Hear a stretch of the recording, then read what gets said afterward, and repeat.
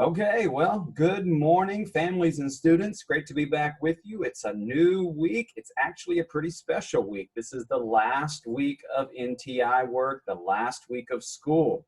So this video will be a little bit different. When you got your packet last week, you probably noticed that there's a lot less work for 5 days. There's actually only about a couple of days worth of work in there. We wanted to give you time to catch up if you got behind. We'll be turning all that in on May 5th.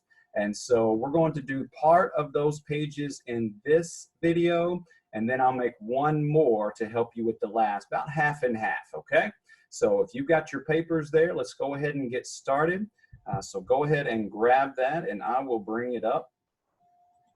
Starts out with cursive. So this is what it looks like. That is my friend. It gives you a few lines to practice on here. She is playing volleyball, so go ahead and practice the tracing there and then do it on your own. For grammar, we're working on adjectives that compare. Now, we did a previous lesson on ER and EST, where it's a lot like that, but we just use the words more or the most. So we're going to rewrite each sentence, use the word more or use the words the most correctly before each adjective. Let's do an example here. These berries are blank delicious than those berries. Now remember, when we're comparing two things, we want to use more. When we're comparing more than two things, we want to use the most. So we're comparing these berries to those berries. You got two piles of berries. So we're going to use the word more. These berries are more delicious than those berries. You could even read the most in there to see how it sounds. These berries are the most delicious than those berries. Doesn't quite agree, so we need the word more. All right, number two, the cherry tree is blank beautiful of the three trees. It gives you a hint there that's more than two. It says three. That was nice of them. So we're probably going to use the most here. Let's check it though. The cherry tree is the most beautiful of the three trees. Yes, that works there. So you want to rewrite the entire sentence, use a capital, use a period, use good handwriting. You can print it, you can use cursive if you feel good about that, but make sure it looks really good and you're proud of your work.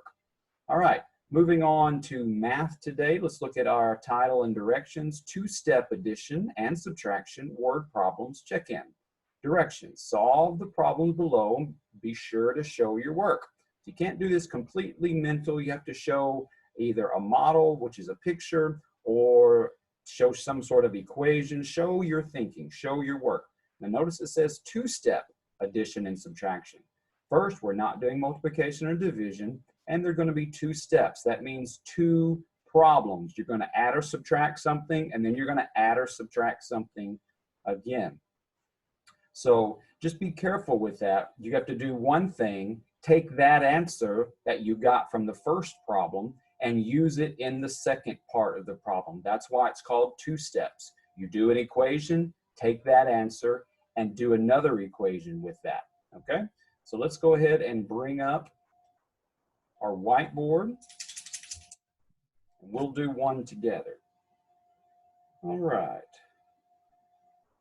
So we've got, the first problem says something about there are 26 fish in an aquarium. And in another aquarium, there are 32 fish. So we've got 26 fish, 32 fish. And then later on, out of all of them, 11 are sold. So what are we going to do here? Well, we could jump straight to an equation. Let's do a quick picture, though, a quick bar model, if that's something that you wanted to do.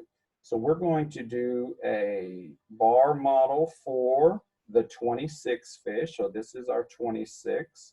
We're going to do another bar model, a little bit bigger, for our 32. And first, we have to find out how much that is. So that gives us a visual and helps us figure out if I want to put 26 and 32 together, that's going to be adding. So I'm going to do 26, 32, and that's going to be 58 in both aquariums, but we're not finished. What are we going to do about this 11 sold?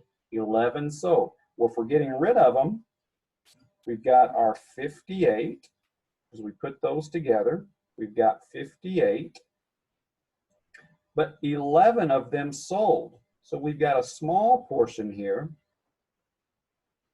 that's sold. We know that's 11, so what we need to figure out is how much this is. So if our total is 58 and part of that is 11, we're going to take that out to see how much is left.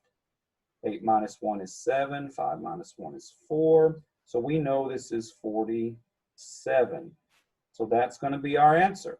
So you would put 47 fish are left. Okay, and that's what it means by showing your work. That's what it means by showing your work and letting the teacher or whoever's looking at it, your parents, know what you were thinking. Okay, if you just put an answer, we're not really sure how you got there, and we can't help you work it out without seeing what you were thinking. So just keep that in mind. You don't have to do a model, a picture, but it's very helpful sometimes. So you might want to go ahead and do that on some or all, but make sure you show your work either with a picture or with the equations somewhere in that box, and label your answers. That's always helpful to keep things straight. All right, let's jump back onto our work here. So that'll take care of your math.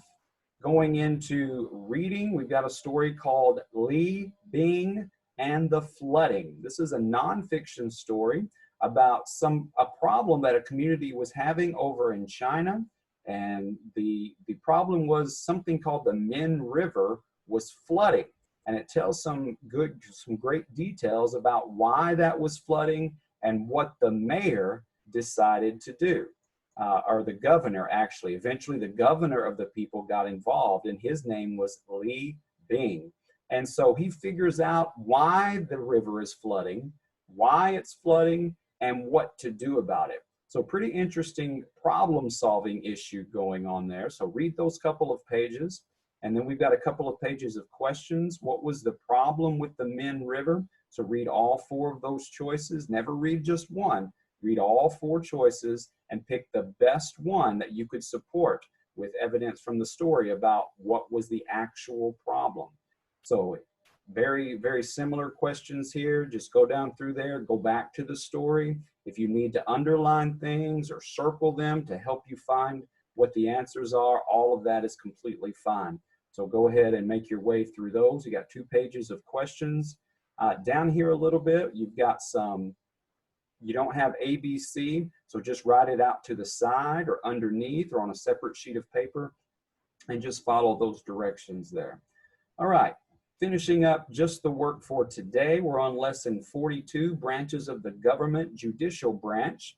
And so read that short little, let's see, we've got 1, 2, 3 paragraphs here. We've got a photograph with a caption under it, so some text features going on there, some bold-faced words. So use that to answer these questions. And then you've got some questions that kind of refer back to some other lessons. So if you don't have those pages, you may have turned those in already. Get some help from an adult. Make your absolute best guess based on what you've already learned, and then finish that up.